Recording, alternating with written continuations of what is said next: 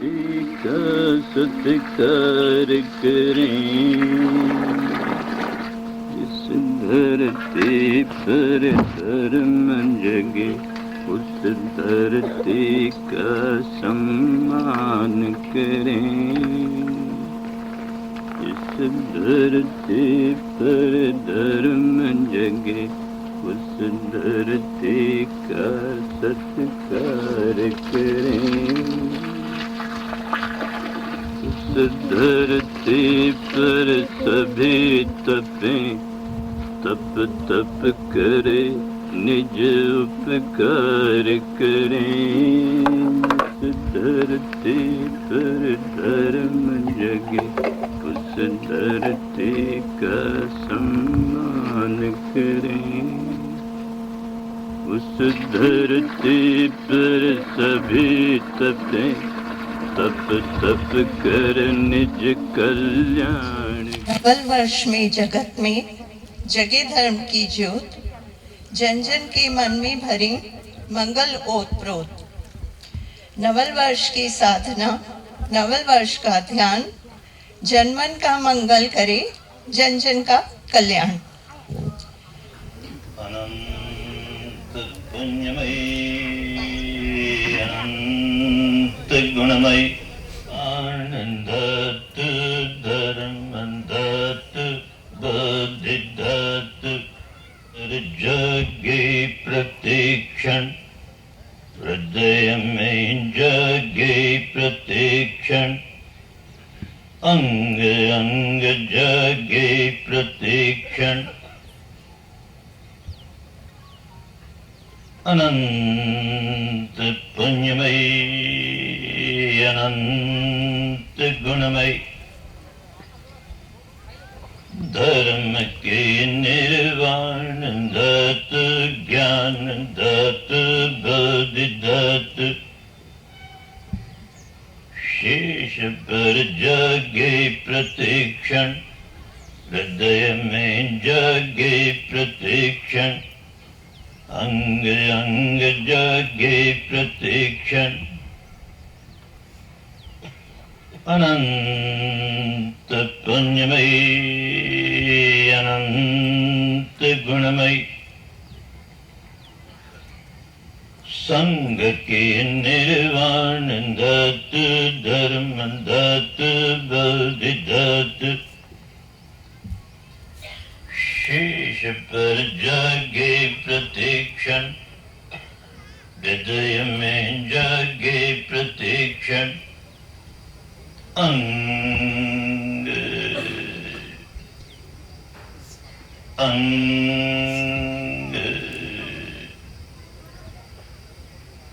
जगे प्रतीक्षण।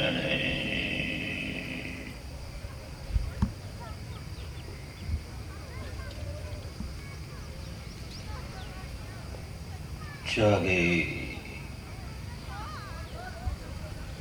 जागे प्रतिक्षण विद्या जागे, अविद्या दूर हो,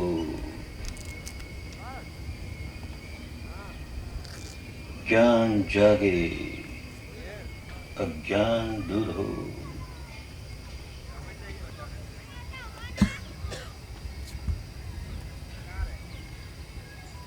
होश जागे, होश जागे, बेहोशी दूर हो, बेहोशी दूर हो।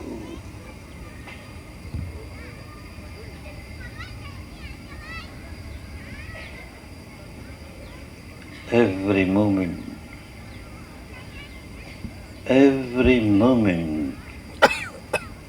from moment to moment,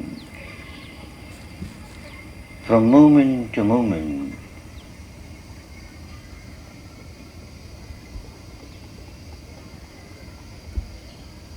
may wisdom arise। इन पावन धर्म तरंगों में बैठ करके साधना करने से हमें जो प्रेरणा मिले, जो उत्साह जागा, उसके बल पर कदम कदम आगे बढ़ते हुए अंतिम लक्ष्य तक पहुंचना ही है, पहुंचना ही है, पहुंचना ही है।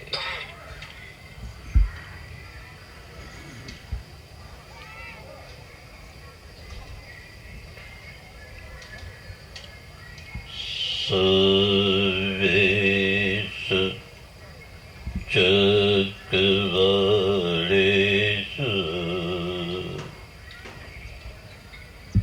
यथा देवा च ब्रह्मणो यं अमेकतं वन्यं सर्वसम्पत्तिसाधकं सर्वेतं अनुमोदित्वा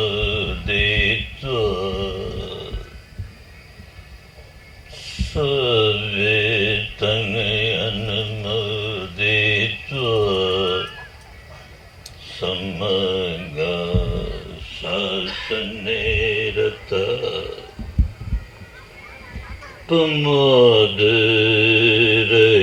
प्रमादरहितान्तु अरकासु विशेषतो अरकासु विशेषतो पुण्यभागमिदं चन्यं समं ददाम कारितम् अनुमोदन्तु तं सर्वे अनुमोदन्तु तं सर्वे अनुमोदन्तु तं सर्वे मेदिनी साधु सखिगे मेदिनी साधु सखिगे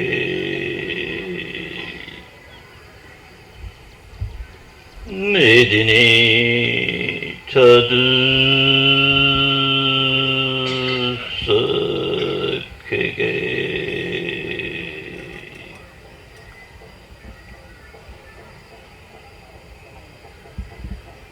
भवत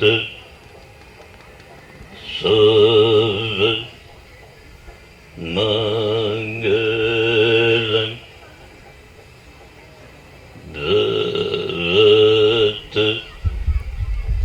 सर्व मंगलं भवत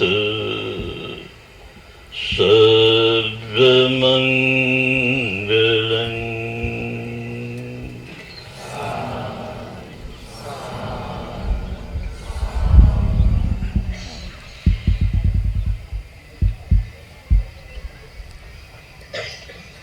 आओ थोड़ी देर मंगल मैत्री का अभ्यास करें। जो भी पुण्य अर्जित किया है, आज दिन भर की साधना से जो पुण्य अर्जित किया है,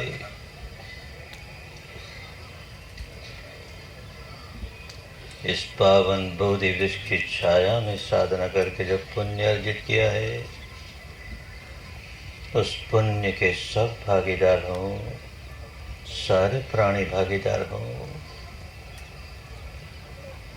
May they all share our merits. May they all be happy, be peaceful, liberated, liberated, liberated.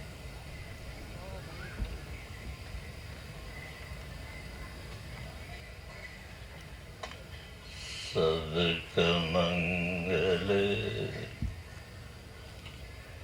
सबका मंगल सबका मंगल होए रे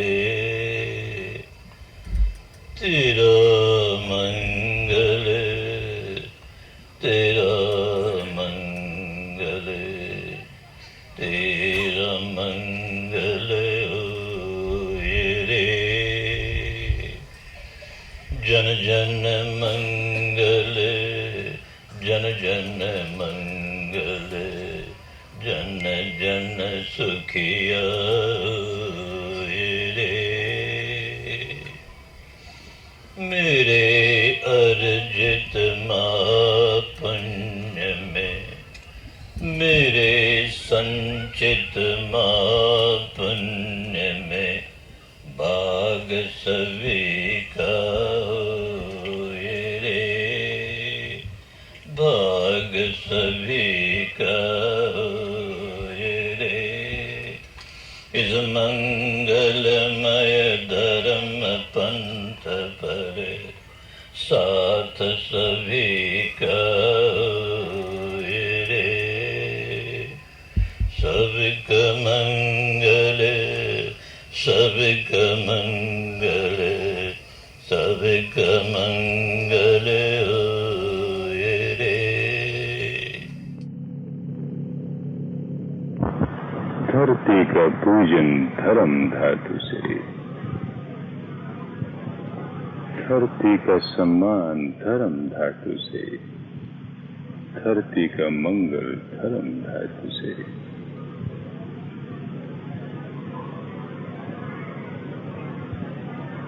मनुष्य धन्य हो उठता है तो धर्म धातु में तपता है वीत रागता में तपता है वीत द्वेषता में तपता है वीत मोहता में तपता है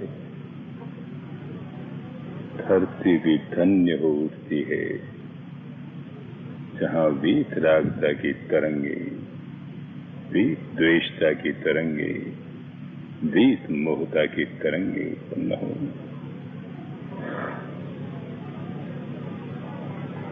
धरती धन्य हुई तपने वाले धन्य हुए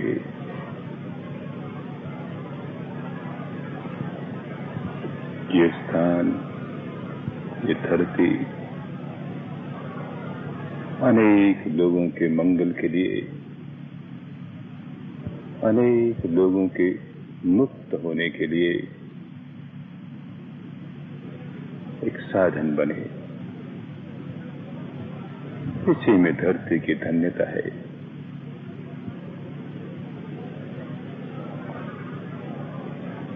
सब रसं धम्म रसं जनाति सब दानं धम्म दानं जनाति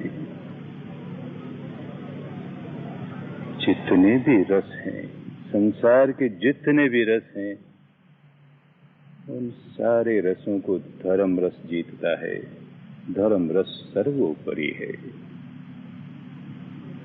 जितने भी दूसरे रस हैं वो प्यास बुझाते नहीं तृषा बुझाते नहीं और बढ़ाते हैं धर्म रस ही है जो सारी तृष्णाओं को समाप्त कर देता है बुझा देता है इसलिए सर्वोपरि है धम्मदानं सर्वदानं जनाति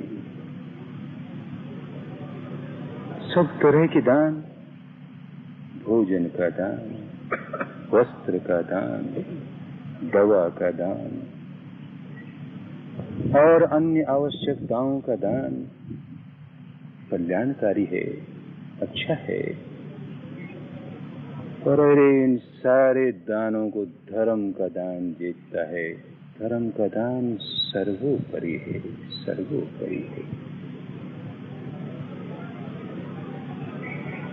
भोजन के दान से हमेशा के लिए भूख नहीं मिटती फिर भूख जागती है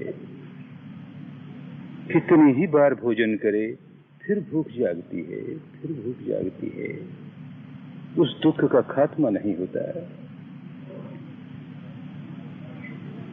पानी के दान से फिर प्यास जागती ही है, प्यास जागती ही है, खात्मा नहीं हुआ। वस्त्र के दान से फिर उसकी आवश्यकता महसूस होती ही है, होती ही है।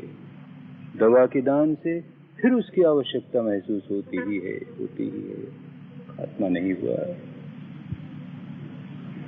उनका सामयिक लाभ, थोड़ा सा लाभ, और इसका विपुल लाभ, अनंत लाभ। धर्म के दान से जिन दुखों से छुटकारा हुआ, सदा के लिए छुटकारा हुआ। जिन बंधनों से मुक्ति हुई, सदा के लिए मुक्ति हुई। इसलिए धर्म का दान सारे दानों से बड़ा दान। धर्म का दान किसी को धर्म सिखाकर ही दिया जाता है, पर यही नहीं, उस धर्म सिखाने के काम में जिस जिस व्यक्ति का जिस जिस प्रकार से सहयोग होता है, वो सारा धर्म दान ही है उस व्यक्ति का। इसीलिए ऐसे किसी स्थान के बनने में, बनवाने में जिस जिसका सहयोग होता है, वो धर्म का दान ही है। ऐसे किसी स्थान के प्रबंध करने में, ध्यान के लिए लोगों को अन्य सुविधाएं प्रदान करने में जिस जिसका जो जो सहयोग होता है, दान ही है। और धर्म दान है जो सारे दानों से ऊंचा, जो सारे दानों से ऊंचा। भोजन का दान दें तो ये लाभ कि जिस व्यक्ति को भोजन का दान दिया, उसकी भूख मिटी, और बदले में हम जब कभी भूखे होंगे तो प्रकृति, ये धर्म अपने आप हमारी भूख मिटाने में सहायक बन जाएगा। ये लाभ हुआ। इसी तरह और जितने लोकीय दान देते हैं, उनका प्रतिफल इसी प्रकार का आता है, लोकीय लाभ का ही आता है, अच्छा है। पर धर्म का दान तो लोकोत्तर दान, सारे लोकीय बंधनों से मुक्त कर देने में सहायक होने का दान, इसका जो प्रतिफल आता है, लोकोत्तर आता है, लोकोत्तर आता है। कैसे सारे दुखों के बाहर निकल जाएं। किसी एक व्यक्ति को इस बात में सहायता कर दी कि वो अपने राग से मुक्त हो गया, वो अपने द्वेष से मुक्त हो गया, वो अपने मोह से मुक्त हो गया, उसका प्रतिफल कोई सामान्य प्रतिफल नहीं हुआ करता, क्योंकि वो दान भी सामान्य दान नहीं होता। इसलिए इस महान कार्य में जिस जिस साधक का सहयोग होगा, वो साधक किस प्रकार की सहायता दे रहा है, उसका बहुत अर्थ नहीं।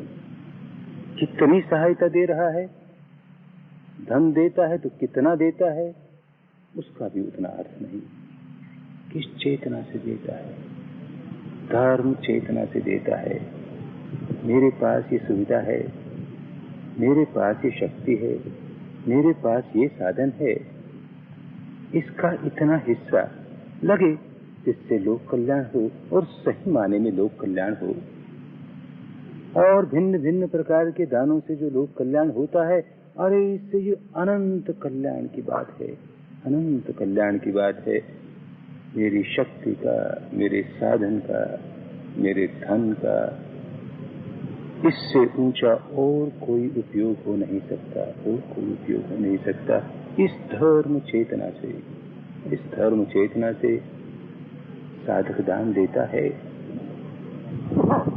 तो अपने मंगल के लिए रास्ता खुलता है। ध्यान करने में, साधना करने में जो जो कठिनाइयां हमारे सामने आती हैं, हमारे ही पूर्व कर्मों के अंतराय सामने आते हैं, उन अंतरायों को तोड़ने का एक रास्ता मिल जाता है, क्योंकि हमने सहायता पहुंचाई किसी अन्य को कि वो मुक्त हो सके, तो उसका प्रतिफल हमारे अंतरायों को तोड़ता है। मुक्ति के सामने जो बाधा आएगी सारी दूर होती चली जाएगी, सारी दूर होती चली जाएगी। इस धरती पर तपकर किसी गुफानुमा कुटिया में बैठा हुआ एक भी व्यक्ति निर्वाण का साक्षात्कार कर ले, एक भी व्यक्ति निर्वाण का साक्षात्कार कर ले, इससे बढ़कर इस धरती को और क्या हर्ष होगा, इससे बढ़कर ये धरती और क्या पुलकित होगी, इससे बढ़कर इस धरती का भी और क्या मंगल होगा। इस धरती का पूजन है। इस धरती पर रहने वाले दृश्य अदृश्य प्राणी, यहाँ जब भवन निर्माण का काम होगा उन्हें कष्ट होगा, होगा ही, लेकिन जिस मंगल चेतना से काम शुरू हुआ, जिन धर्म धातुओं से काम शुरू हुआ, धरती पूजन हुई, तो यहाँ के सारे निवासियों का पूजन हुआ।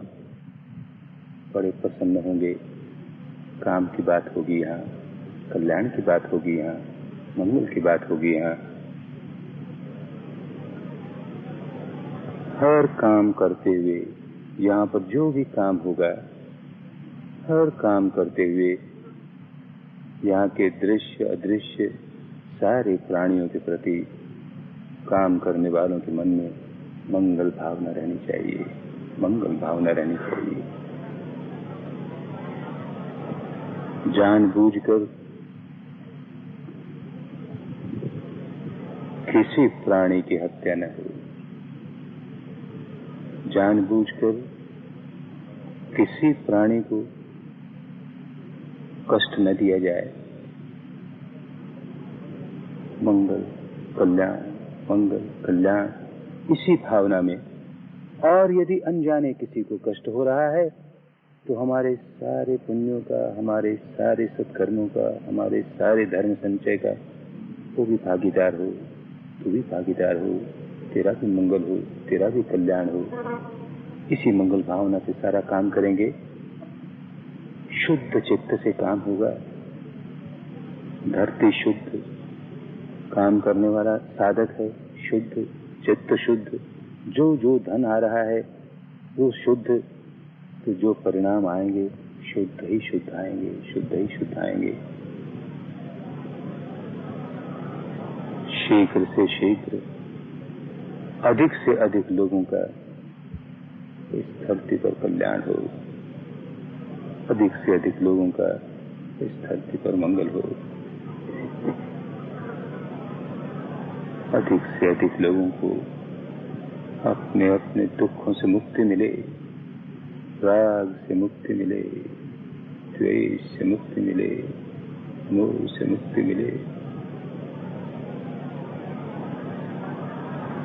और इस मंगल काम में सबका भाग, इस पुण्य में सबका भाग, सारे प्राणियों का भाग, सारे जीवों का भाग,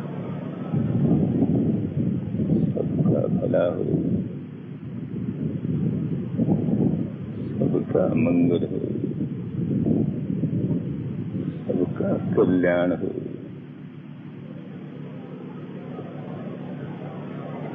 सबकी स्वस्थ मुक्ति हो, सबकी स्वस्थ मुक्ति हो, सबकी स्वस्थ मुक्ति।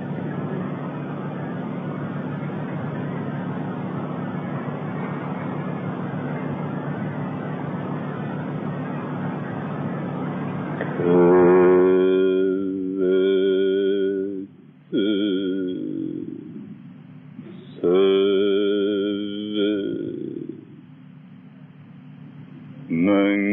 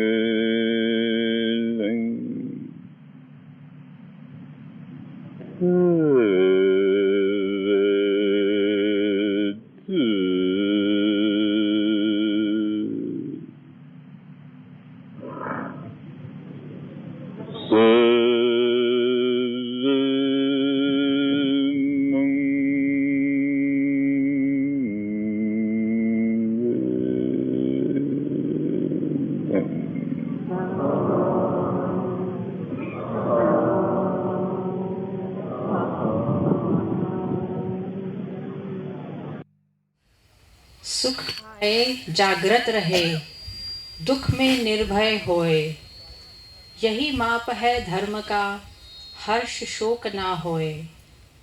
क्षमा किए सुख ही बढ़े, क्षमा धर्म का सार, अपना भी उपकार हो, पर का भी उपकार।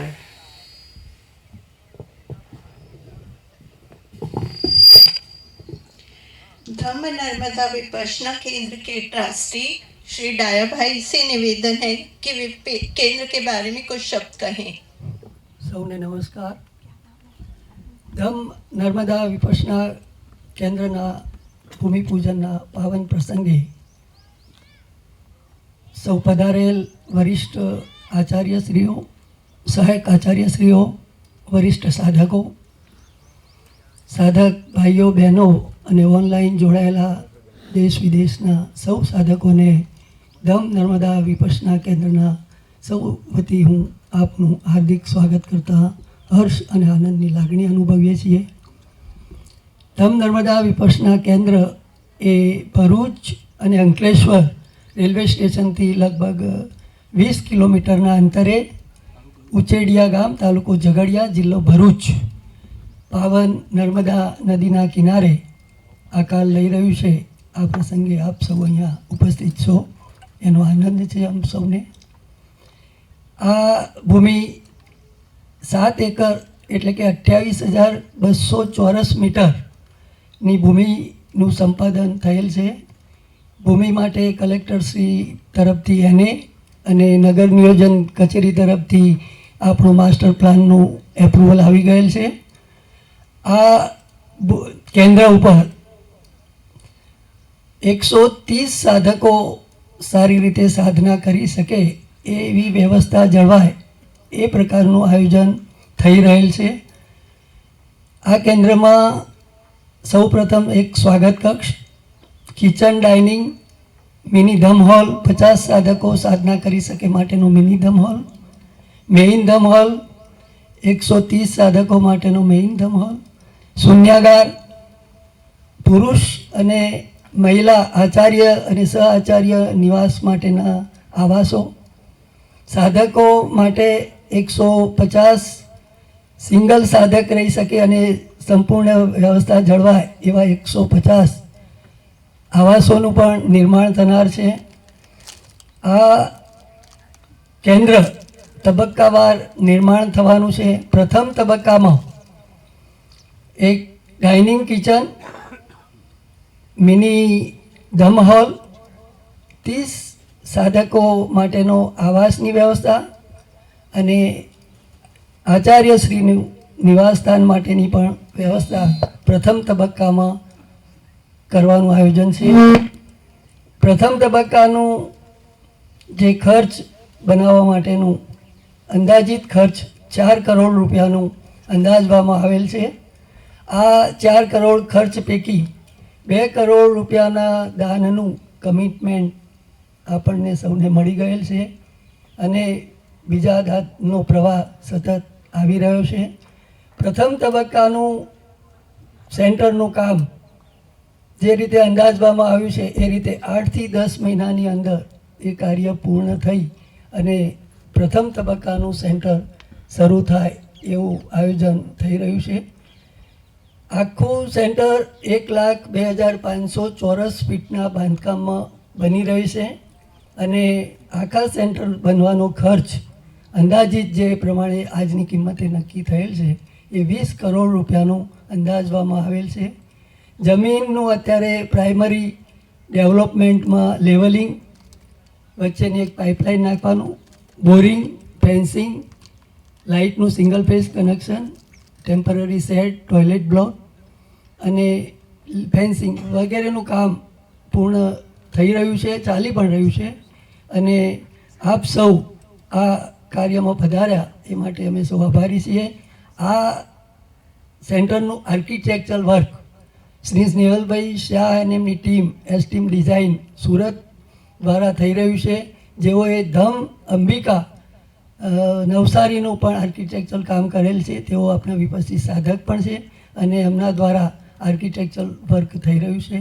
આપ સૌ અહીંયા પધારી અને આ પાવન કાર્યમાં હાજર રહ્યા એ બદલ અમો સૌ આપ સૌનો ખૂબ ખૂબ આભાર માનીએ છીએ. આખા ઇન્ડિયામાં અને આખા વિશ્વમાં ઘણા બધા સેન્ટરો છે. એમાંનું એક આ મોરપંખ વધારે એડ થાય છે. એવા ખાતમુહૂર્ત પ્રસંગે પધારેલ જયેશભાઈ, જીતુભાઈ અને જયંતિભાઈ ત્રિવેણી સંગમ છે, જે વિશેષ એટલા માટે છે. બધા સેન્ટર વિશેષ છે. સેન્ટરમાં વિશેષ બધાને લાભ પણ મળે છે, પણ આ સેન્ટર એટલા માટે વિશેષ છે, આ નર્મદાની નજીક છે.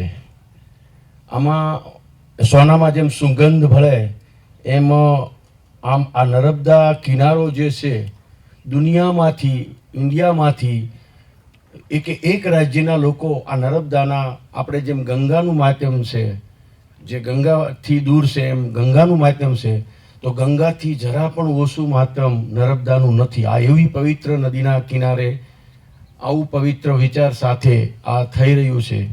આપણે બધા લકી છીએ કે આમાં આપણને ભાગ લેવાનો હિસ્સો મળે છે. આ કામમાં આપણે કોઈ પણ હિસાબે સહયોગી થઈએ કે એવું આ કામ છે. આપણે હમણાં જ જેમ ગુરુજીના મોઢે સાંભળ્યું કે ખરેખર મહેનત કરે એનો હિસ્સો જરાક ઓછો નથી, પૈસાનો હિસ્સો ઓછો નથી, એટલો જે સેવા કરે એનો પણ હિસ્સો આમાં ઓછો નથી. કોઈને ધર્મમાં વાળવા માટે, શાંતિ દેવા માટે, ધર્મ દેવા માટે એક સામાન્યમાં સામાન્ય માણસ પણ અદ્ભુત કામ કરી શકે એવું આ પવિત્ર કામ છે. એના આપણે સાક્ષી પણ છીએ અને ભાગીદાર પણ બની શકીએ છીએ. આપણી ઉપર વિશેષ કૃપા ભગવાનની હશે કે આપણે આના ખાતમુહૂર્તમાં, જેમ અમે આનંદ એટલા માટે છે, હું આ બીજા સેન્ટરનો સાક્ષી છું. જે ધમ અંબિકામાં હું ખાતમુહૂર્તમાં હતો ને અત્યારે જે મેં 2 સાધના ત્યાં કરી, તો આમ વિશેષ એટલા માટે કે આપણે આમાં ઇન્વોલ્વ થઈએ એટલે ધ્યાનની પણ વધારે વિશેષતા, ક્વોલિટી આપણી સુધરી જાય છે. કારણ કે આપણો ભાવ, આપણું ઇન્વેસ્ટમેન્ટ, આપણું વાવેતર, જેમ કેમ આપણે જે ઝાડને વાવ્યું હોય અને એ ઝાડ મોટું કર્યું હોય અને એનું જે ફળ હોય, ફળ છે પણ મીઠાશમાં 100% ફરક છે. એમ આપણે બધાએ લખી છીએ કે આમાં આપણને આ કેટલું પવિત્ર નદી કિનારો છે, આ સ્થળની કેટલી તાકાત હશે. હું આઈ થિંક કે માનું છું આ ધરતી ઉપર અત્યાર સુધીમાં કોઈ પાપ થયું નથી. આપણે પર્ટિક્યુલર હું તમને આપણે ઊભા છીએ એ ધરતી, કારણ કે આ ધરતી ઉપર કોઈ વિકાસ હતો નહીં, આ પડતર જગ્યા હતી, માણા હતો નહીં, એટલે પાપ તો થયું જ ન હોય.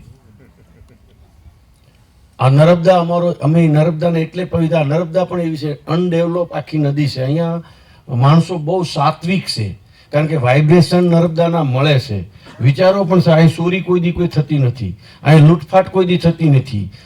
હું એનો 15 વર્ષ 12 વર્ષથી સાક્ષી છું. એટલે આપણે બહુ રાઈટ પ્લેસ અને રાઈટ બધા જ સેન્ટર સારા છે, પણ નર્મદા એક બાકી હતું સેન્ટર. આઈ થિંક કે નર્મદા કિનારે કોઈ સેન્ટર કે છે નથી, એટલે એનો આપણને વિશેષ લાભ છે. આમાં ઘણા જીવોનું કલ્યાણ થશે. એટલે હું તો એમ કહું, જેની પાસે જે છે સમજ છે તો સમજ આમાં વાપરી લેવી જોઈએ, સમય છે તો સમય વાપરી લેવો જોઈએ, અને પૈસા છે તો પૈસા વાપરી લેવો જોઈએ. આનાથી મોટી તક દુનિયામાં ક્યાંય નહીં મળે. અમે લોકો ઘણા ટ્રસ્ટો સાથે, ઘણા સમાજો સાથે, ઘણા ધર્મો સાથે જોડાયેલા છીએ. અમે સનાતન જ માણસો છીએ. આપણને સારું લાગતું હોય ને બધી પ્રોત્સાહન આપતા હોય, પણ બધાના અંતે વિશેષમાં વિશેષ જો હૃદય કંઈ ઠર્યું હોય, શાંતિ કંઈ મળી હોય, તો આ હું બહુ એટલો વિકાસ મેં ધ્યાનમાં નથી કર્યો. જીતુભાઈના કારણે 2-3 વાર ધક્કો મારી મારીને મેં 4 સાધના કરી છે, પણ મને જે પણ થયું છે એમાં ફિલિંગ 100% આવ્યું છે કે બધા જ સારનો આ એક જ સાર છે, બધા જ સુખનો આ એક જ સાર છે, બધી જ શાંતિનો આ એક જ ખજાનો છે. આપણે પણ લઈએ અને લોકોને પણ અપાઈએ, જેટલો લૂંટાય એટલો લૂંટીએ ને દેવાય એટલો દઈએ, એવી ભાવના સાથે આનું ખાતમુહૂર્ત થઈ રહ્યું છે. આપ સૌની હાજરી છે અને આપણે બધા સાથે મળી અને આને ટોપ સુંદર, જેમ નર્મદાનું મહત્વ છે એટલું જ મહત્વ અહીંયા સાધનાનું થાય, એવી શુભેચ્છા સાથે thank you very much. Good luck. આ એકચ્યુઅલી મારી ભાષા એટલી શાંત બોલવાની નથી, આ વિપશ્યનાના વાઇબ્રેશન છે. મારે તો ચોથા ગેરમાં જ ગાડી હોય છે, બધાને એમ થાય કે બદલાય કેમ ક્યું, પણ આ વાઇબ્રેશન બદલી નાખે છે. Thank you. धन्यवाद सावजी भाई। दक्षिण गुजरात के एरिया टीचर को जयंती भाई ठक्कर को आमंत्रण दिया है, आप प्लीज कुछ शब्द कहें। सब गुरु भाई और बहनों का एक साथ दर्शन यहाँ से हो रहा है।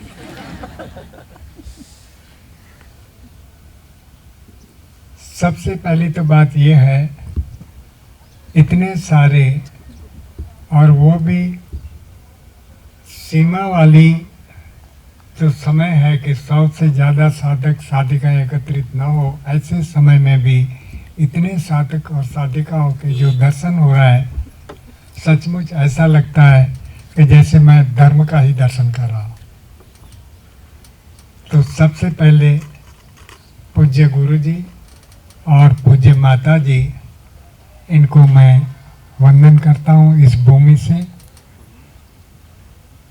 पूज्य माता जी जब आए थे धम्म अंबिका, तब जब बातचीत चल रही थी, उन्होंने ये फोरकास्ट पहले से ही कर दिया कि नर्मदा नदी के किनारे एक दिन सेंटर बनेगा ही। फोरकास्ट आज से 5-6 साल पहले किया था, और कल ही एक भाई इस बात को प्रेजेंटेशन दे रहे थे, तो सचमुच वो फोरकास्ट आज बिल्कुल सही हो रहा है। तो माता जी का जो फोरकास्ट, और कई फोरकास्ट माता जी ने धम्म अंबिका और साउथ गुजरात, दक्षिण गुजरात के लिए किया है, और वो सब फोरकास्ट सच हो रहे हैं। सबसे पहले श्री सुराना जी और महासुख भाई खंडार जी, महासुख भाई खंडार जी का जब हिस्सा दक्षिण गुजरात के लिए, साउथ गुजरात के लिए शुरू से ही हर कार्यक्रम में उनकी मौजूदगी रहती थी और मार्गदर्शन भी करते थे। और आज भी उन्होंने एक ऐसा अच्छा संदेश भेजा है कि सुनकर हमारे मन के अंदर खुशियाँ अपने आप व्यक्त होती जा रही है। तो इन दोनों व्यक्तियों को भी हम यहाँ से, इस भूमि से प्रणाम करते हैं। शुरू में जब नर्मदा सेंटर, इस जमीन के बारे में कुछ सोचा भी नहीं था, लेकिन बहुत जमीनें देखी, लेकिन जब इस जमीन पर आए और यहाँ 1 घंटे की साधना की, तो जितने भी लोग बैठे थे साधना के दौरान, उनसे जब अभिप्राय पूछा कि कैसा लगता है, तब जो इनका जो प्रत्युत्तर था वो ये, साहब यही तपोभूमि बना, इसके अलावा कहीं मत जाइए, इतना अच्छा वायुमंडल और इतने अच्छे तरंग इसके सिवा कहीं नहीं मिलेगा, और यही तपोभूमि होनी चाहिए। ये अभिप्राय सुनने के बाद के जो यहाँ के रहवासी थे गांव के, उनसे अभिप्राय लिया। कि यहाँ की जो भूमि का जो इतना वायुमंडल शुद्ध है, इसके पीछे क्या कारण हो सकता है, ये इनका अभिप्राय भी लिया। और तब उनका जो जवाब था, अरे साहब आप क्या बात कर रहे हैं, नर्मदा नदी के किनारे पे जो भूमि कि जिस भूमि पे साधु और संत विचरण करते हैं, तपस्या करते हैं, अभी तप रहे हैं, इस भूमि में अच्छे वाइब्रेशंस होना तो स्वाभाविक है। और जब ये बात हमारे कान पे आई तो सब लोग एक मत होकर कि यहाँ तो तपोभूमि होनी चाहिए। और फॉर्चुनेटली कल और आज, कल 5 तारीख जनवरी और 5 तारीख को 45 दिन की शिविर समापन हुई। और वो सब साधक जो 45 दिन तक तपस्या की, राग विहीन, द्वेष विहीन, मोह विहीन तक जो भाव पैदा किया, वो सब साधक इस भूमि पर पहुँचे हैं।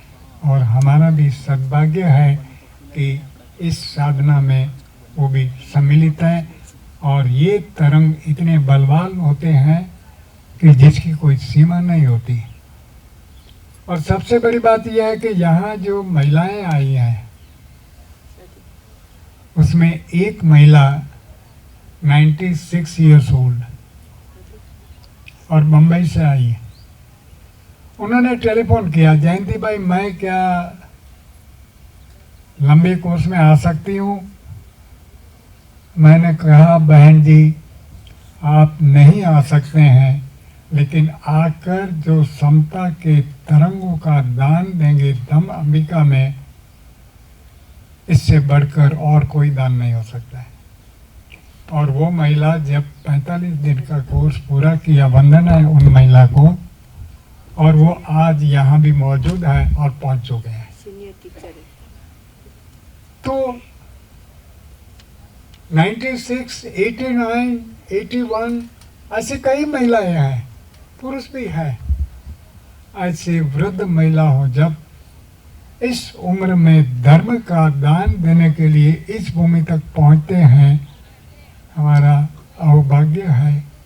और जो धर्म का दान यहाँ दे रहे हैं, ये सबसे ऊंचा दान है। दूसरी बात कि यहाँ सेंटर बना, जमीन ले ली गई। जमीन लेना आसान,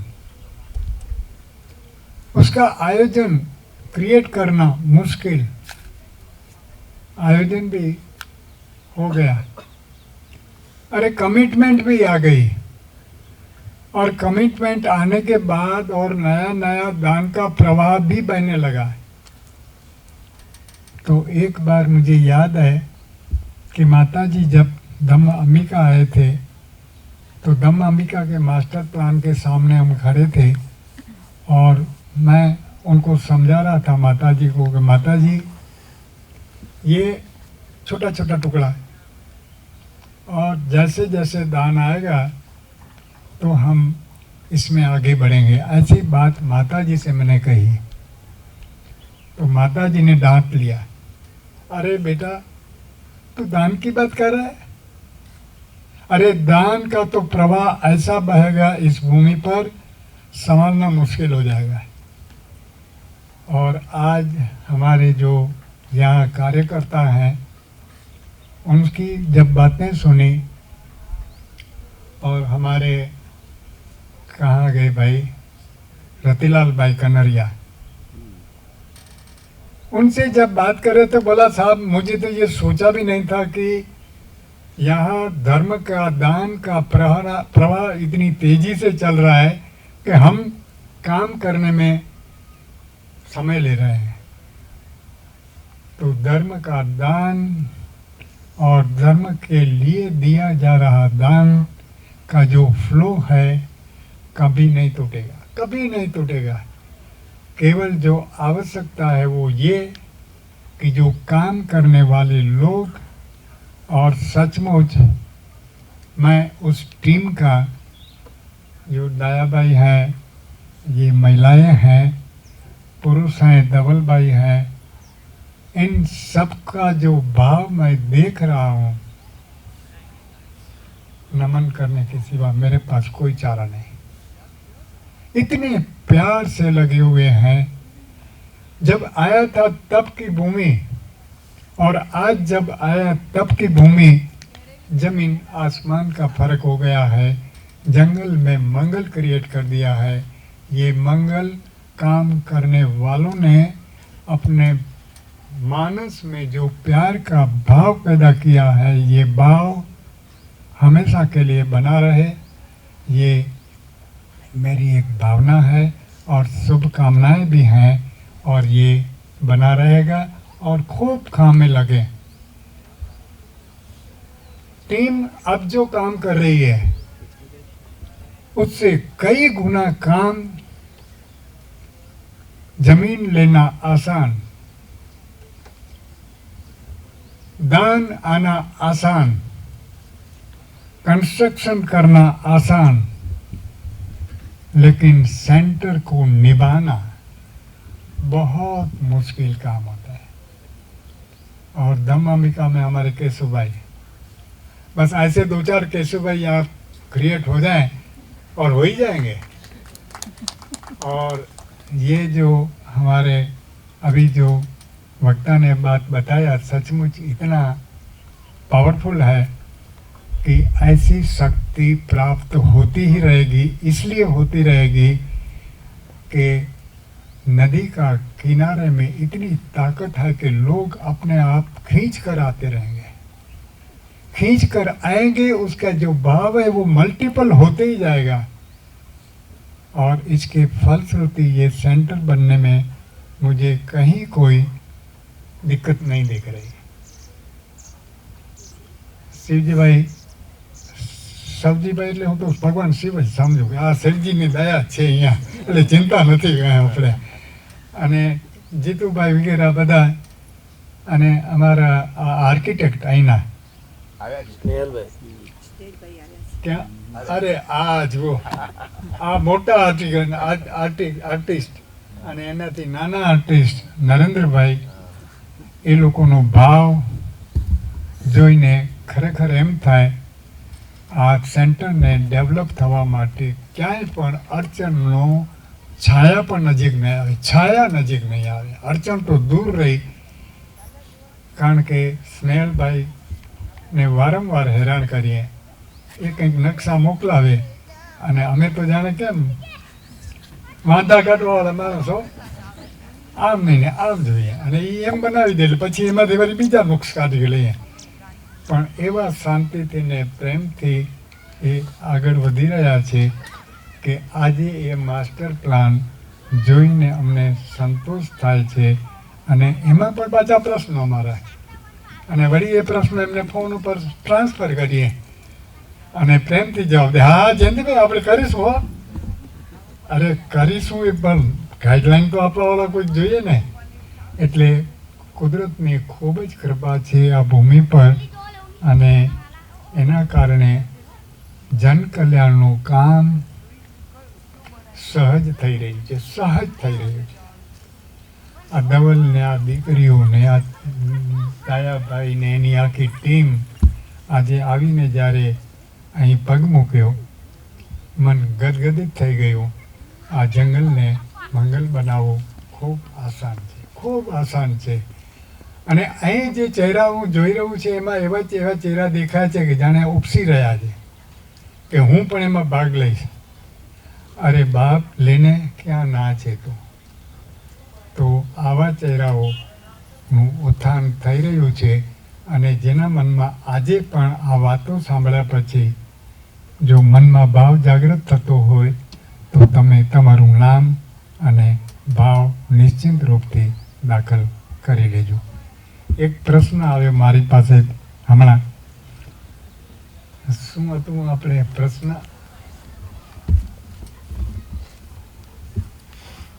धर्म नर्मदा का भविष्य क्या है? अगरो सवालो ले आ के હું ભવિષ્ય વેતા થોડું છું, પણ મનમાં જે જવાબ આવ્યો,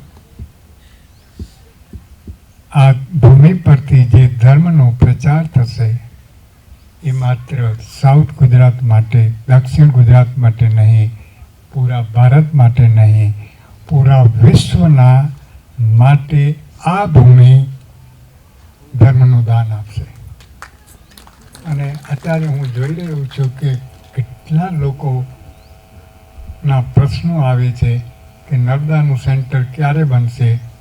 મેં કીધું તમારું બળ હશે તો જલ્દી, તમારામાં બળ હોવું જોઈએ. અને તેમાં આ સાગરભાઈ, સાગર એટલે સાગર જ, બીજું શું હોય. એમનો ભાવ, અરે અનેક વ્યક્તિઓના ભાવ જ્યારે હું અહીંયા જોઉં છું ત્યારે એમ લાગે છે કે ખરેખર આ ભૂમિ તપોભૂમિ છે અને એ તપોભૂમિનો લાભ આપણે સૌ ઉઠાવીએ. અને ગુરુજીનું જે 15 મિનિટનું પ્રવચન, રાગ વિહીન, દ્વેષ વિહીન, મોહ વિહીન ધર્મના ભાવો પેદા કરવા, અરે બહુ જ કઠિન છે. વાત કરવી આસાન, પણ એ ત્યારે જ સંભવ બનશે કે જ્યારે આવી ભૂમિઓ ઉત્કર્ષ થશે અને આગળ વધશે.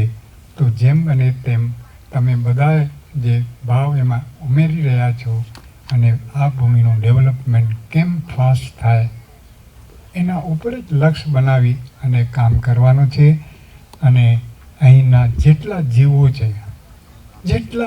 છે, દેખાય છે, નથી દેખાતા, નાના છે, મોટા છે, અરે બ્રહ્માઓનો પણ અહીં વાસ છે. દેવતાઓનો તો ખરો જ, પણ બ્રહ્માઓનો પણ આ ભૂમિ પર આ નદીના કારણે વાસ છે. અને આવી ભૂમિમાં પ્રગતિ થવી સ્વયંભૂ આપોઆપ થશે. પણ તમે તમારા ભાવને એમાં એડ કરી દો. આ ભાવ સાથે આપ સૌ ગુરુભાઈ બહેનોને મારા વંદન અને ખૂબ આગળ વધો એવી મારી શુભેચ્છાઓ આપની સાથે છે. ધન્યવાદ. डॉक्टर जीतू भाई शाह को बुला रहे हैं. अब आप प्लीज कुछ कहें. કમળાબેનની ઈચ્છા છે કે હું હિન્દીમાં બોલું, પણ મને એવું લાગે છે હું ગુજરાતીમાં જ બોલીશ. હિન્દી થોડુંક હિન્દી બોલજો, કારણ કે પછી પેલો અંદરનો ભાવ ફ્લો નહીં આવે, જે અંદરનો ભાવ મારી ભાષામાં આવશે એમ. તો ખૂબ ખુશી થાય છે. આજનો દિવસ એટલો બધો મહત્વનો છે કે એની આપણને ખબર નથી. એટલું મહત્વનું પુણ્યનું કાર્ય આજે થઈ રહ્યું છે. રાગ અને દ્વેષથી મુક્ત થવાની સાધનાનું કેન્દ્ર બનવું, એની કેટલી કિંમત છે ને એની આપણને ખબર નથી. ખૂબ જ પુણ્યમય દિવસ છે. જેમ જયંતિભાઈ કહ્યું, ગઈકાલે માતાજીનો સ્વર્ગવાસ દિવસ હતો અને આજે જ આપણા સેન્ટરનું ભૂમિપૂજન થઈ રહ્યું છે. કેટલો સુંદર સુમેળ છે. એક બે બાબતો અનિલભાઈ જરીવાલા કહેવાના હતા, પણ એમનું ગળું ખરાબ છે એટલે હું કહી દઉં છું. પૂજ્ય ગુરુજીએ પોતે કહ્યું હતું કે નર્મદાના કિનારા ઉપર આટલા બધા આશ્રમો છે તો આપણું વિપશ્યનાનું કેન્દ્ર કેમ નથી એમ. અને એમને કહેલું કે અહીંયા જરૂર કેન્દ્ર બનશે. અને પૂજ્ય માતાજી જ્યારે ધમ્મ અંબિકા આવ્યા ત્યારે એમણે એમ કહ્યું હતું કે ધમ્મ અંબિકાનું કામ પૂરું થશે એ પહેલાં ધર્મ નર્મદાનું કામ શરૂ થઈ જશે. અને ખરેખર અત્યારે હાલ ધમ્મ અંબિકાનું 90% કામ, 95% કામ પતી ગયું છે અને છેલ્લું 5% ચાલી રહ્યું છે. એ જ સમયે એનું ભૂમિપૂજન પણ થઈ રહ્યું છે. એટલે એ બંને મહાપુરુષોએ, મહાન વ્યક્તિઓએ જે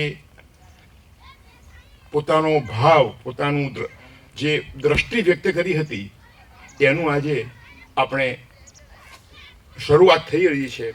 એનો મને પોતાને ખૂબ આનંદ છે. બેને કહ્યું, હું ટૂંકમાં જ વાત કરીશ. ભગવાન બુદ્ધે 5 બાબતોને બહુ દુર્લભ કીધી છે. બહુ દુર્લભ એટલે એમ કહ્યું છે કે બુદ્ધ ઉપાદો દુર્લભો લોકસ્મેન. એટલે આ લોકની અંદર, આ વિશ્વમાં બુદ્ધનું ઉત્પન્ન થવું બહુ દુર્લભ છે. ક્યારેક ક્યારેક અસંખ્ય કલ્પ સુધી સમ્યક સંબુદ્ધ ઉત્પન્ન થતા નથી. તો આપણને એમ થાય કે એક વાક્ય સાંભળી લીધું અસંખ્ય કલ્પ સુધી, પણ કલ્પ એટલે શું અને અસંખ્ય એટલે શું?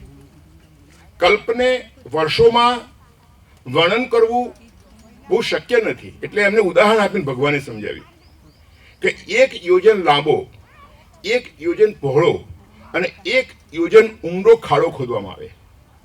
અને યોજન એટલે શું? કેટલાક લોકો એમ કહે છે કે યોજન એટલે 7 માઇલ અને કેટલાક 12 માઇલ કહે છે.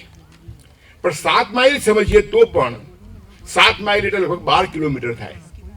એટલે 12 કિલોમીટર લાંબો, 12 કિલોમીટર પહોળો અને 12 કિલોમીટર ઊંડો ખાડો ખોદવામાં આવે અને એમાં સરસવના દાણા ભરવામાં આવે, રાયના દાણા ભરવામાં આવે અને દર 100 વર્ષે એક દાણો કાઢવામાં આવે. 12 કિલોમીટર ઊંડો ખાડો અને દર 100 વર્ષે એક દાણો કાઢવાનો. તો કેટલો સમય લાગે આ દાણા પૂરા થતા? એમાં જેટલો સમય લાગે એના કરતા વધારે સમય એક કલ્પમાં છે. અને સાથે એવું કહ્યું કે ક્યારેક ક્યારેક અસંખ્ય કલ્પો સુધી એક પણ સમ્યક સંબુદ્ધ ઉત્પન્ન થતા નથી. તો પાછો પ્રશ્ન આવ્યો કે અસંખ્ય એટલે શું હોય? એનું પણ કેવી રીતે વર્ણન કરવું? તો એમને વાત કરી, એકડા ઉપર 140 મીંડા લગાવીએ, એકડા ઉપર 140 મીંડા એને અસંખ્ય કહેવાય. હવે એકડા ઉપર 5 મીંડા હોય તો લાખ કહેવાય, 7 મીંડા હોય તો કરોડ કહેવાય, 9 મીંડા હોય તો 100 કરોડ કહેવાય, 11 મીંડા હોય તો 10,000 કરોડ કહેવાય, 12 મીંડા હોય તો 1 કરોડ કરોડ કહેવાય, 14 મીંડા હોય તો 100 કરોડ કરોડ કહેવાય. તો 140 એટલે કેટલા થાય? 140 મીંડા એટલે, અને એ પણ પાછું કલ્પ. બુદ્ધિમાં બેસે એવું નથી કે આટલા બધા સમય સુધી એક સમ્યક સંબુદ્ધ પછી બીજા સમ્યક સંબુદ્ધ ક્યારેક થતા નથી. અને એવા સમ્યક સંબુદ્ધનું શાસન, એમની શિક્ષા અત્યારે દ્વિતીય ચક્ર એમનું ચાલી રહ્યું છે, ત્યારે આપણો જન્મ થવો કેટલી દુર્લભ બાબત છે. ભગવાને બીજું દુર્લભ બાબત એ કહ્યું છે કે મનુષ્ય ભાવો દુર્લભો લોકસ્મે. મનુષ્યનો ભાવ મળવો એ અતિ દુર્લભ છે. ભગવાનનું શાસન હોય સમ્યક સંબુદ્ધનું, પણ આપણે કોઈ પશુની યોનિમાં હોત, ઢોર પશુ હોત તો, પણ મનુષ્યનો જન્મ મળે છે. તો કહ્યું મનુષ્યનો જન્મ કેટલો દુર્લભ છે, તો એને પણ કેમ બતાવવું? તો એમણે એવું કહ્યું કે એક મોટો અરબી સમુદ્ર હોય અને એની અંદર એક આંધળો કાચબો હોય, આંધળો કાચબો સવજીભાઈ, અને દર 100 વર્ષે એ માથું બહાર કાઢે, દર 100 વર્ષે એકવાર આંધળો કાચબો. અને સમુદ્રના કોઈક બીજા છોડે આપણે સ્કૂટરનું ટાયર નાખી દઈએ. હવે એ ટાયર ફરતું ફરતું અહીં આવે અને પેલો કાચબો 100 વર્ષે 1 મિનિટ માટે માથું બહાર કાઢે, તો એ માથાની અંદર આ ટાયર ફસાવવાની શક્યતા કેટલી? તો એ શક્યતા છે. પણ એકવાર દુર્ગતિમાં ગયા પછી, અધોગતિમાં ગયા પછી મનુષ્ય તરીકે ઉત્પન્ન થવું એ એના કરતા પણ મુશ્કેલ છે. અને એવો મનુષ્ય જન્મ આપણને મળ્યો.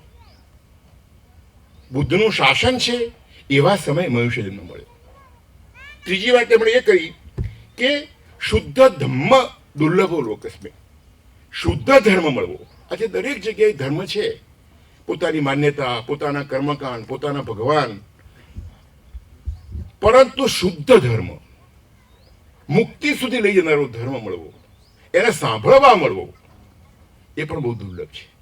આજે વિશ્વની લગભગ 750-800 કરોડની વસ્તી છે, એમાં કેટલા લોકોના શુદ્ધ ધર્મ સાંભળવા મળ્યો છે? તો શુદ્ધ ધમ્મો દુર્લભો લોકસ્મે.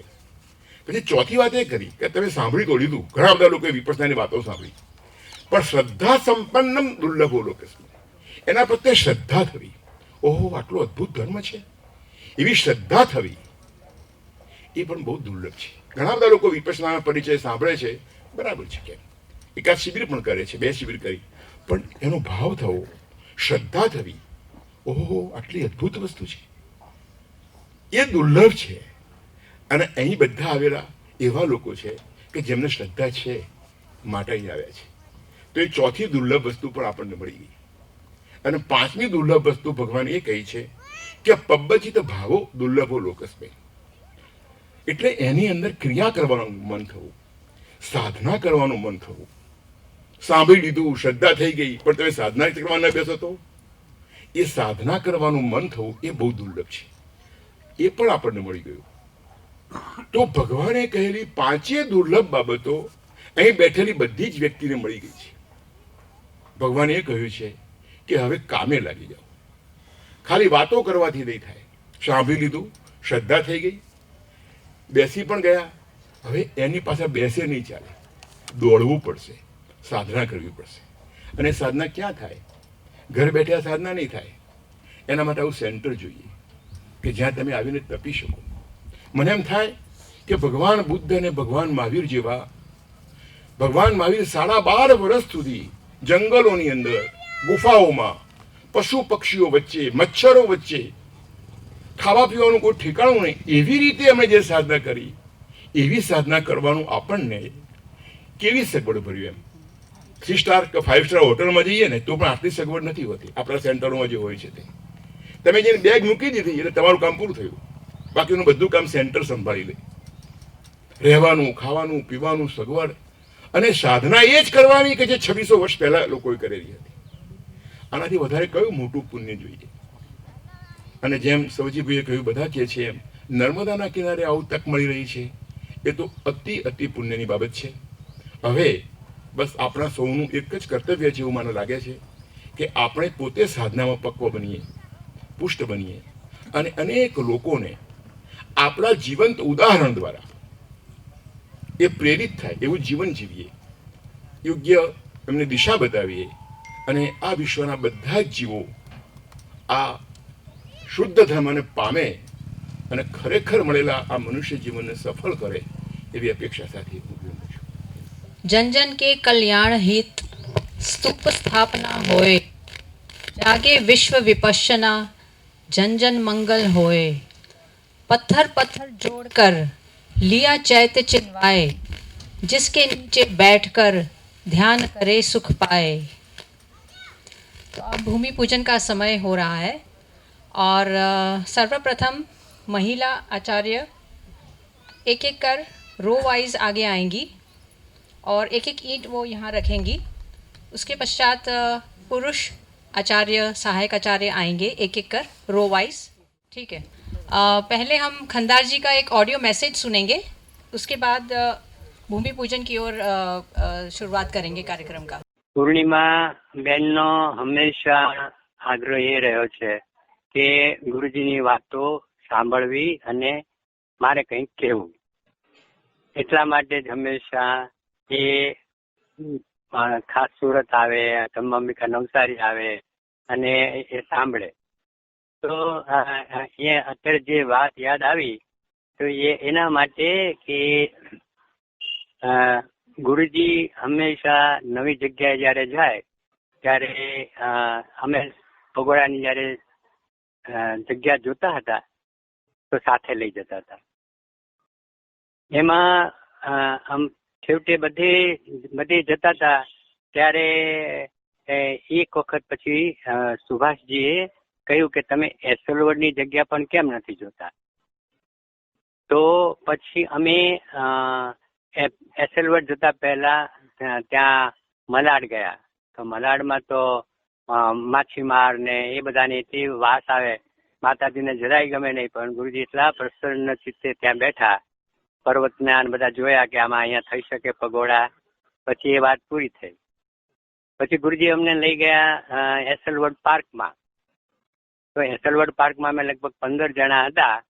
તો અમને બધાને કે તમે પેલા ઇડલી અને સાંભારનો નાસ્તો કરો.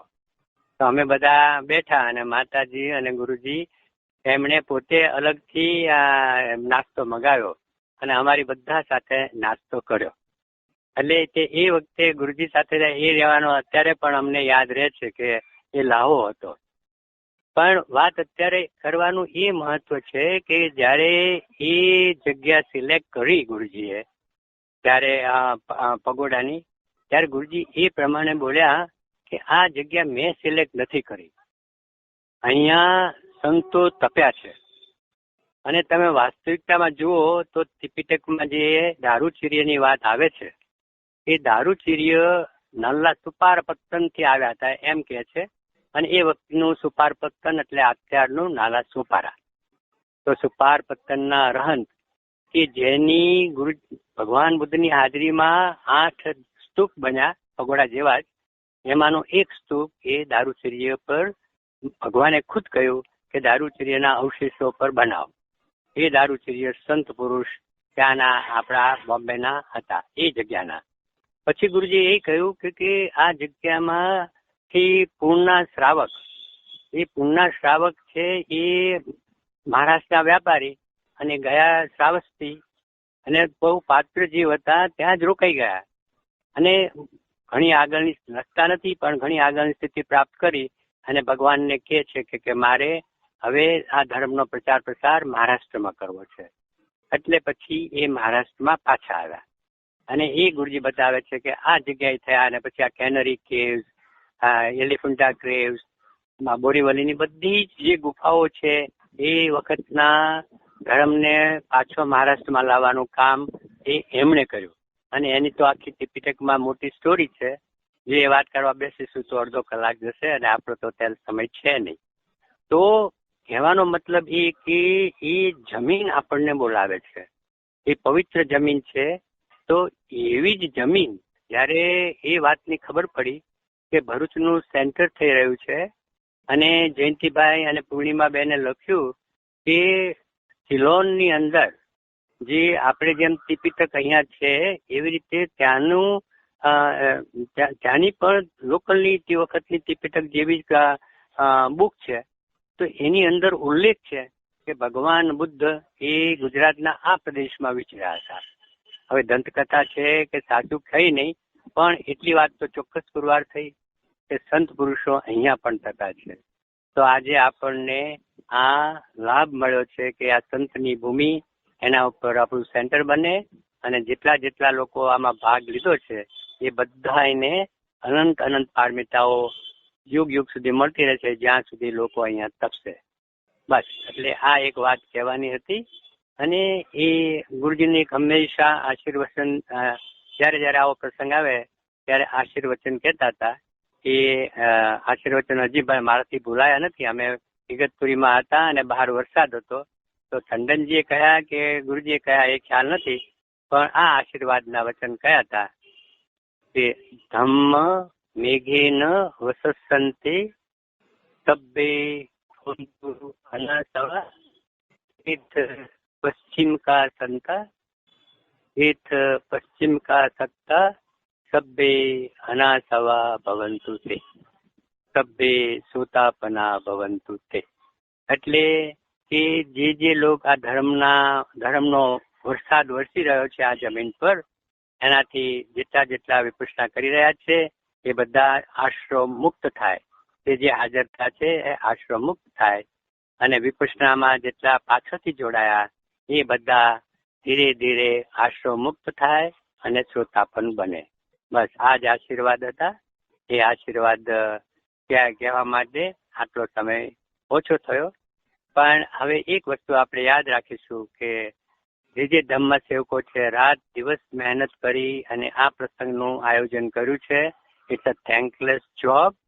આપણને એક દિવાલ સરસ ઊભી કરી હોય, એમાં 1000 ઈંટ હોય, તો એમાં 2 ઈંટ જો ટેડી હોય તો આપણે પહેલા 2 ઈંટ જ જોઈએ.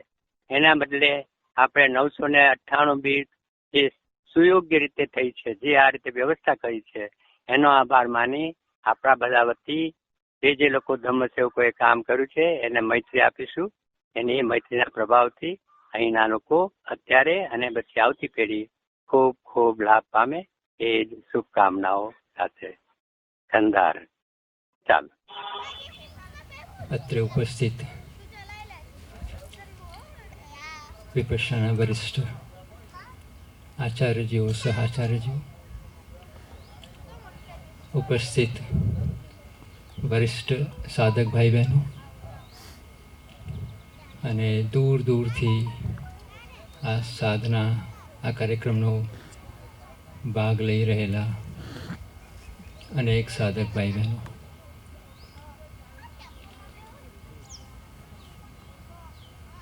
हमने पूज्य गुरु जी का मार्गदर्शन, जब भी कोई नया केंद्र बनता है तो किस बात को ध्यान में रखना चाहिए,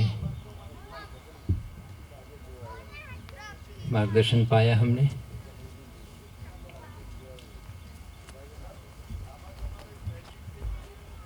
जब भी कोई केंद्र का निर्माण होता है तो जैसे गुरु जी कहते हैं कि उस स्थान का बहुत बड़ा सौभाग्य होता है कि कहीं पर धर्म स्थान का निर्माण होता है। उन लोगों का भी सद्भाग्य है कि धर्म स्थान निर्माण होने का जब प्रारंभ होता है उस समय उपस्थित रहकर साधना करते हैं और साधना के द्वारा अपना योगदान देते हैं, क्योंकि अपना ये जो केंद्र है वो तो धर्म को उजागर करने वाला केंद्र है। तो सबसे प्रमुख बात यही होती है कि यहाँ पर कैसे धर्म उजागर होने वाला कार्य हो, और इसकी हमने अपनी साधना के द्वारा शुरुआत की। तो इसको प्रमुख रखते हुए जो भी हमारी ओर से योगदान होगा वो निश्चित रूप से पूज्य गुरु जी का जो मिशन है, जो 2600 वर्ष पहले भगवान बुद्ध ने प्रसारित किया, आचार्य परंपरा द्वारा सयाजी उबाखीन तक चलता रहा, और सयाजी की जो बहुत तीव्र धर्म कामना थी कि ये धर्म पूरे विश्व में फैले और अनेक लोगों का कल्याण करे, इसमें गुरुजी माध्यम बने। और गुरुजी ने ही सयाजी के उस मिशन को अपने जीवन का मिशन बनाकर अपना सारा जीवन उस धर्म सेवा में ही बिताया। तो हम सब की ये बहुत बड़ी जिम्मेवारी है कि हम पूज्य गुरु जी का जो मिशन है उस मिशन की पूर्ति में अपनी साधना द्वारा धर्म में और प्रबल होते हुए अनेकों तक साधना पहुंचाने के लिए अपनी जो भी क्षमता है उस क्षमता का उपयोग करते हुए हमें ये जो अवसर मिला है सेवा का, खूब अच्छा लाभ हम उठाएं। जयेश भाई, अब हम भूमि पूजन का कार्य शुरू कर सकते हैं। पहले महिला आचार्य जो इस तरफ बैठी हैं वो एक एक कर आगे आएंगी। धरती पर धर्म जगे, उस धरती का सम्मान करें। इस धरती पर धर्म जगे, उस धरती का सम्मान करें। उस धरती पर स्वयं तप तप कर जग कल्याण करें। उस धरती पर स्वयं तप तप कर जग कल्याण करें। इस धरती पर धर्म जगे, उस धरती का सम्मान करें। उस धरती पर स्वयं तप तप कर निज कल्याण करें। उस धरती पर स्वयं तप तप कर जन कल्याण करें। उस धरती पर धर्म जगे, उस धरती का सम्मान करें। धरती का सत्कार करें। इस धरती धरती पर धर्म जगे, उस धरती का सम्मान करें। इस धरती पर धर्म जगे, उस धरती का सत्कार करें। उस धरती पर सभी तपें, तप तप करे निज उपकार करें। उस धरती पर धर्म जगे, उस धरती का सम्मान करें। उस धरती पर सभी तपें, तप तप कर निज कल्याण करें। इस धरती पर धर्म जगे, उस धरती का सम्मान करें। इस धरती पर धर्म जगे, उस धरती का सम्मान करें। उस धरती पर स्वयं तपें, तप तप कर जग कल्याण करें। उस धरती पर स्वयं तपें, तप तप कर जग कल्याण करें। इस धरती पर धर्म जगे, उस धरती का सम्मान करें। उस धरती पर स्वयं तपें, तप तप कर निज कल्याण करें। उस धरती पर स्वयं तपें, तप तप कर जन कल्याण करें। धरती पर धर्म जगे, उस धरती का सम्मान करें। धरती का सत्कार करें। इस धरती पर धर्म जगे, उस धरती का सम्मान करें।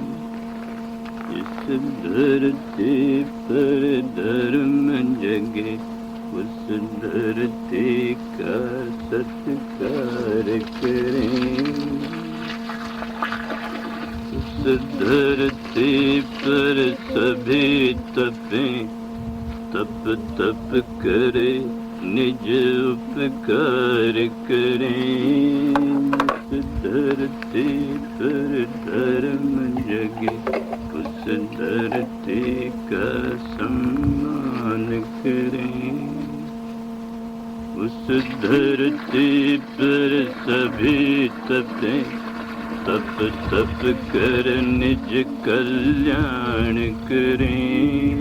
इस धरती पर धर्म जगे, उस धरती का सम्मान करें। इस धरती पर धर्म जगे, उस धरती का सम्मान करें। उस धरती पर स्वयं तपें, तप तप कर जग कल्याण करें। उस धरती पर स्वयं तपें, तप तप कर जग कल्याण करें। इस धरती पर धर्म जगे, उस धरती का सम्मान करें। उस धरती पर स्वयं तपें, तप तप कर निज कल्याण करें। उस धरती पर स्वयं तपें, तप तप कर जन कल्याण करें। उस धरती पर धर्म जगे, उस धरती का सम्मान करें। धरती का सत्कार करें। जिस धरती पर धर्म जगे उस धरती का सम्मान करें। इस धरती पर धर्म जगे उस धरती का सत्कार करें। उस धरती पर सभी तपें, तप तप करे निज उपकार करें। उस धरती पर धर्म जगे उस धरती का सम्मान करें। उस धरती पर सभी तपें, तप तप कर निज कल्याण करें। इस धरती पर धर्म जगे उस धरती का सम्मान करें।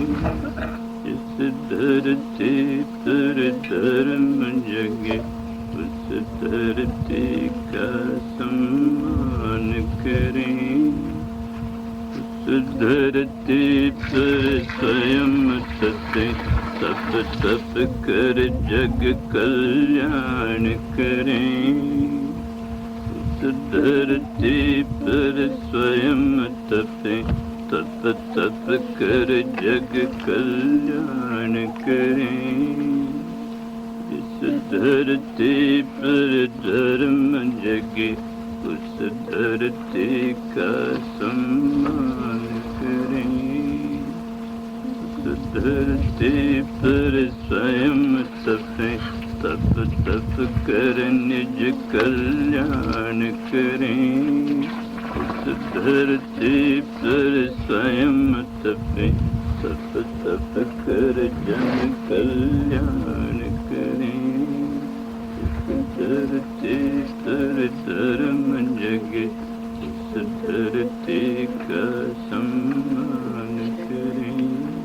धरती का सत्कार करें। जिस धरती पर धर्म जगे उस धरती का सम्मान करें। इस धरती पर धर्म जगे उस धरती का सत्कार करें। उस धरती पर सभी तपें, तप तप करे निज उपकार करें। उस धरती पर धर्म जगे उस धरती का सम्मान करें। उस धरती पर सभी तपें, तप तप कर निज कल्याण करें। इस धरती पर धर्म जगे उस धरती का सम्मान करें। इस धरती पर धर्म जगे उस धरती का सम्मान करें। उस धरती पर स्वयं तपें, तप तप कर जग कल्याण करें। उस धरती पर स्वयं तपें, तप तप कर जग कल्याण करें। इस धरती पर धर्म जगे उस धरती का सम्मान करें। उस धरती पर स्वयं तपें, तप तप कर निज कल्याण करें। उस धरती पर स्वयं तपें, तप तप कर जन कल्याण करें। इस धरती पर धर्म जगे उस धरती का सम्मान सत्कार करें। इस धरती पर धर्म जगे, उस धरती का सम्मान करें। इस धरती पर धर्म जगे, उस धरती का सत्कार करें। उस धरती पर सभी तपें, तप तप करे निज उपकार करें। उस धरती पर धर्म जगे, उस धरती का सम्मान करें। उस धरती पर सभी तपें, तप तप कर निज कल्याण करें।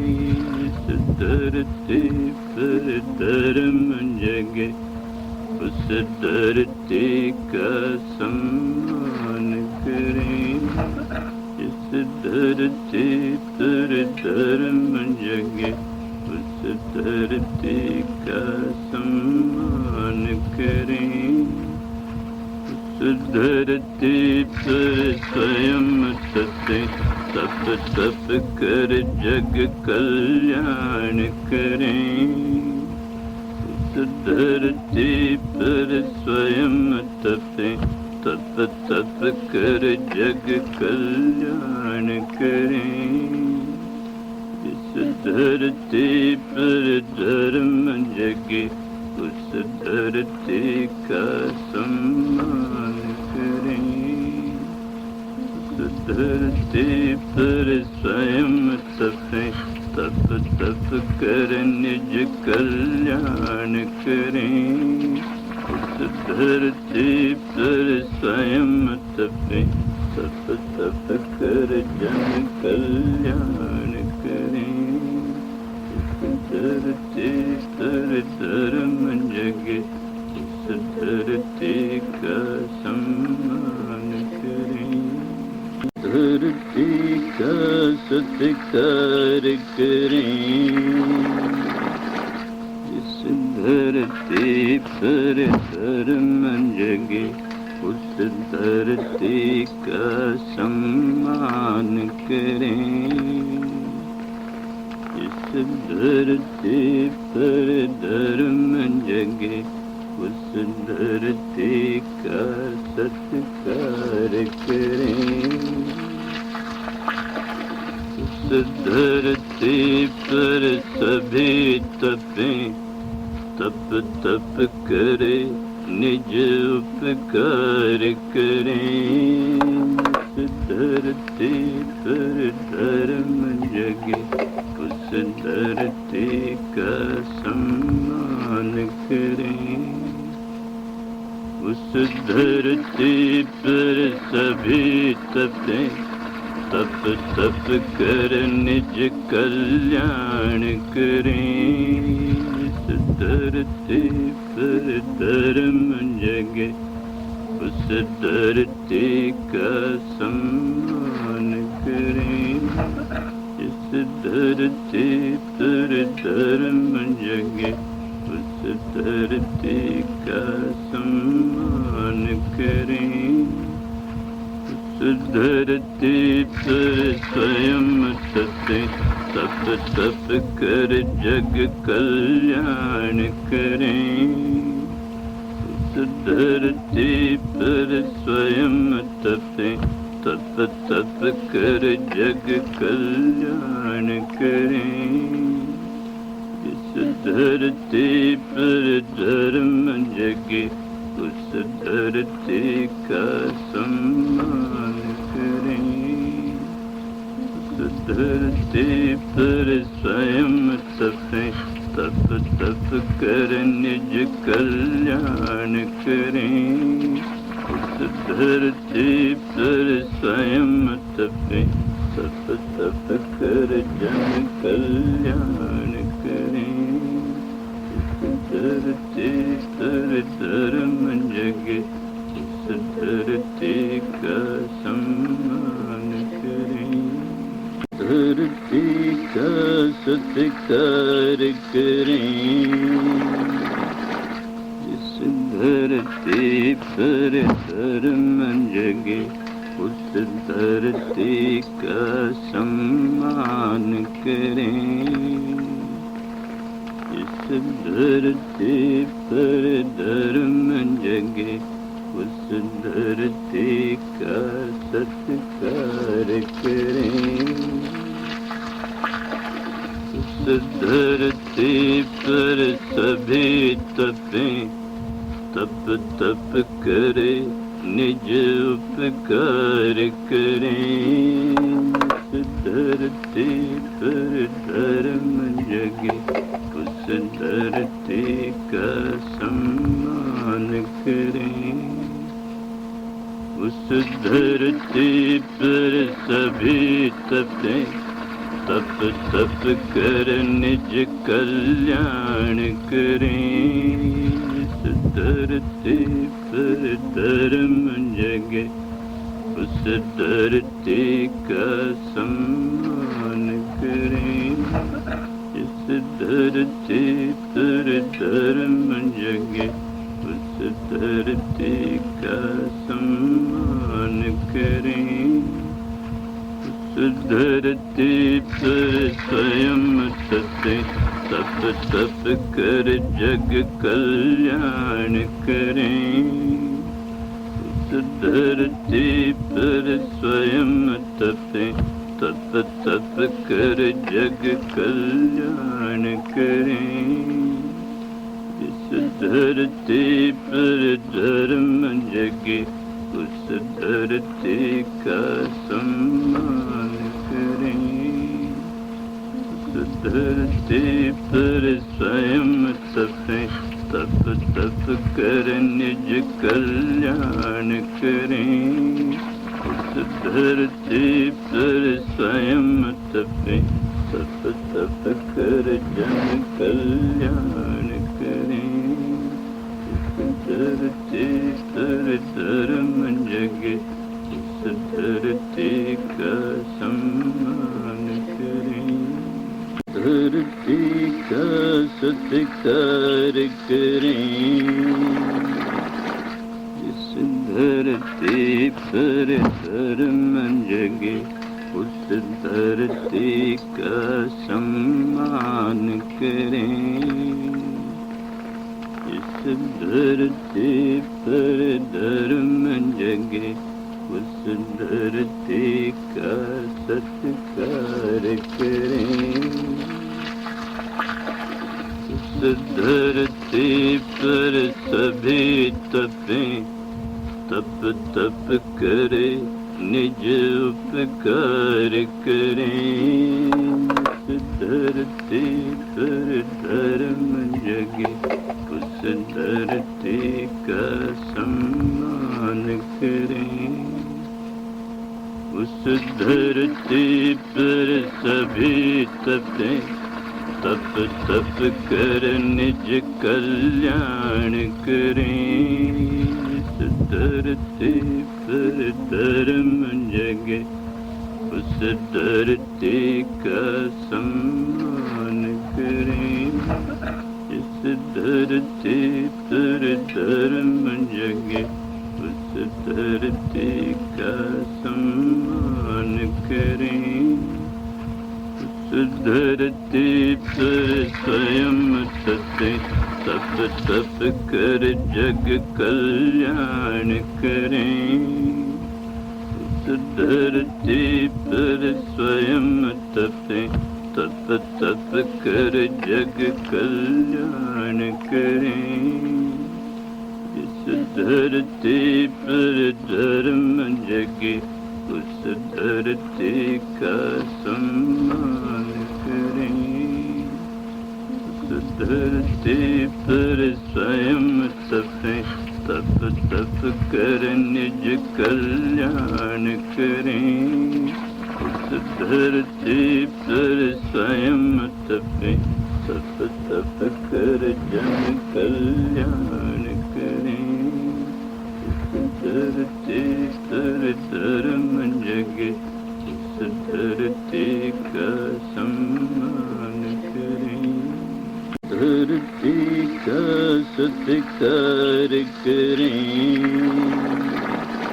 जिस धरती पर धर्म जगे उस धरती का सम्मान करें, जिस धरती पर धर्म जगे उस धरती का सत्कार करें, उस धरती पर सभी तपें, तप तप करे निज उपकार करें, उस धरती पर धर्म जगे उस धरती का सम्मान करें, उस धरती पर सभी तपें, तप तप कर निज कल्याण करें, इस धरती पर धर्म जगे उस धरती का सम्मान करें, इस धरती पर धर्म जगे उस धरती का सम्मान करें, उस धरती पर स्वयं तपे, तप तप कर जग कल्याण करें, उस धरती पर स्वयं तपे, तप तप कर जग कल्याण करें, इस धरती पर धर्म जगे उस धरती का सम्मान करें, उस धरती पर स्वयं तपे, तप तप कर निज कल्याण करें, उस धरती पर स्वयं तपे, तप तप कर जन कल्याण करें, उस धरती पर धर्म जगे उस धरती का सम्मान करें, धरती का सत्कार करें, जिस धरती पर धर्म जगे उस धरती का सम्मान करें,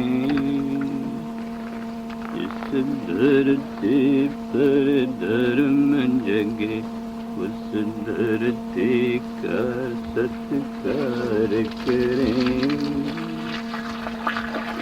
उस धरती पर सभी तपें, तप तप करे निज उपकार करें, उस धरती पर धर्म जगे उस धरती का सम्मान करें, उस धरती पर सभी तपें, तप तप कर निज कल्याण करें, इस धरती पर धर्म जगे उस धरती का सम्मान करें, इस धरती पर धर्म जगे उस धरती का सम्मान करें, उस धरती पर स्वयं तपे, तप तप कर जग कल्याण करें, उस धरती पर स्वयं तपे, तप तप कर जग कल्याण करें, इस धरती पर धर्म जगे उस धरती का सम्मान करें, उस धरती पर स्वयं तपे, तप तप कर निज कल्याण करें, उस धरती पर स्वयं तपे, तप तप कर जन कल्याण करें, इस धरती पर धर्म जगे